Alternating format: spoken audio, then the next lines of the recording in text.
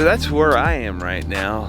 I'm giving myself permission to retreat, not to run away, but to refill and refocus and to focus on some stuff that matters a lot more right now, and that's family, relationships, trying to look more like Jesus every day, and really leaning on that daily grace for the Holy Spirit to step in and give me direction with each and every moment.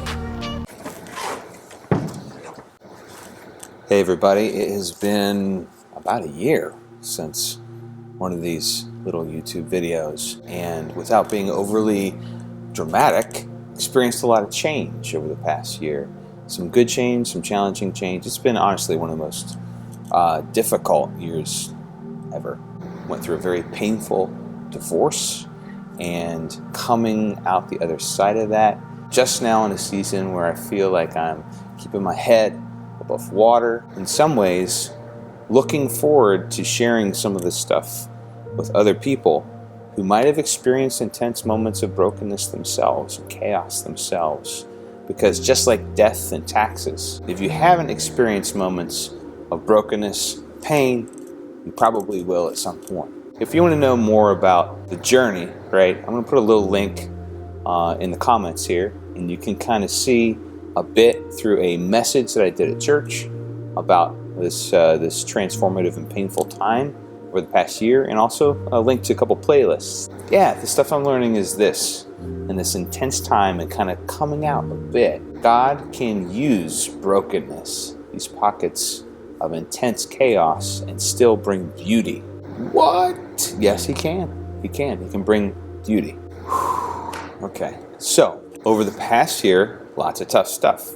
Had a killer trip, though, with my boys to Alabama. This beautiful lake house with some friends. Did some fishing, chillaxing, kneeboarding, and inflatables behind this motorboat. And I remember William, my youngest, 4 years old, he and I on the inflatable, enjoying ourselves a ton. And then quickly, we're submerged. And I remember being the loving father, right, the dad, as any dad would, and going right over to William as quickly as I could, being as close to him as I could, pushing him above water so he wouldn't be doggy paddling, so he wouldn't freak out. I'm reminded in the middle of my stuff that God will show His presence, and beauty can come from that.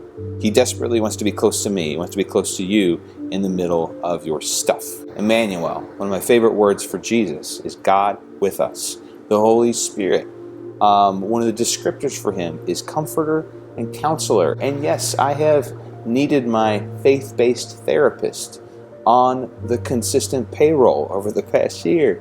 But how beautiful is it that God, the person of the Holy Spirit, wants to be connected to me as a counselor?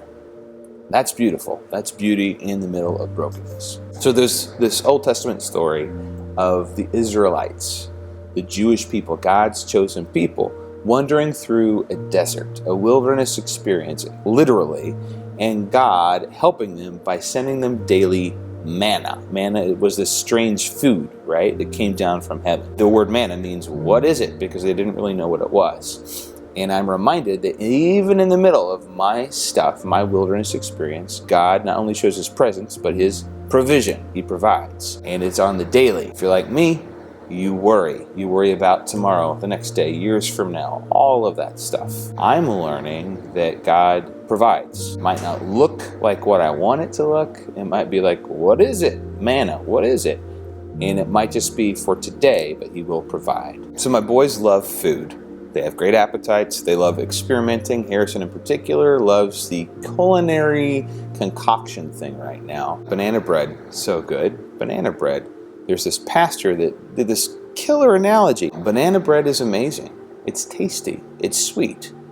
But here's a song that we sing around the house from an artist called Casper Baby Pants. Banana bread, banana bread. It's the perspective of the bananas. We can be banana bread. We're not pretty, but we're not dead. We can be banana bread. What makes banana bread tasty? It's dead, rotten bananas. It's on the way out to the trash. In our own lives, I think if we allow God to mix up the ingredients, He can even take these dark, rotten parts of our lives and make something tasty and beautiful out of it. Presence, provision, Goodness, tasty, goodness, healing.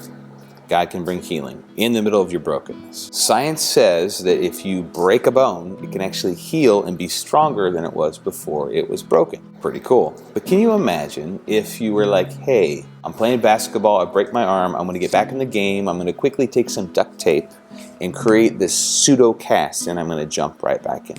That would be crazy.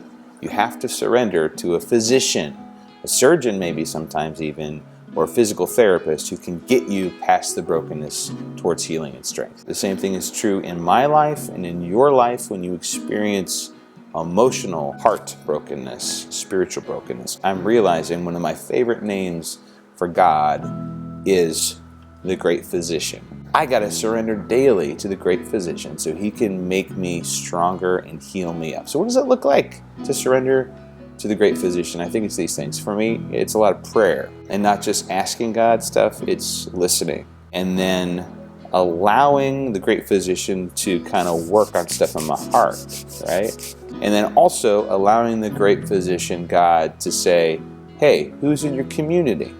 Let me help pick those people. I have early on picked some people in my collective, a couple pastors, a couple solid close friends, and a faith-based therapist to take me past my season of brokenness, and although I'm in process forever, move me towards some healing and some strength. Strength so I can like sit down and just like even hold it together to do a little video like this.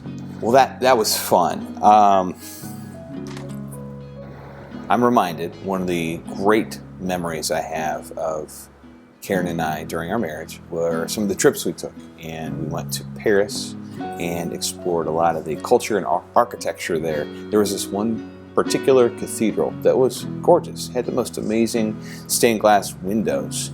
And I'm reminded right now of this. Those windows were made up of shards of broken, discolored edges of glass. And it took someone with great foresight, wisdom, and artistry to take those broken pieces of glass and make something beautiful out of them. And I'm convinced in my life and in your life that if we surrender our broken pieces, our rough edges, our discolored, disheveled, broken, chaotic moments to God, He can make a beautiful thing out of those. He can make a beautiful metaphorical sort of stained glass that we can tell a new beautiful story to other people. An encouragement for me and to you is to invite the light and the presence of God, the provision of God, the goodness of God, and the healing and strength of God to come through our brokenness so that we can show other people with our lives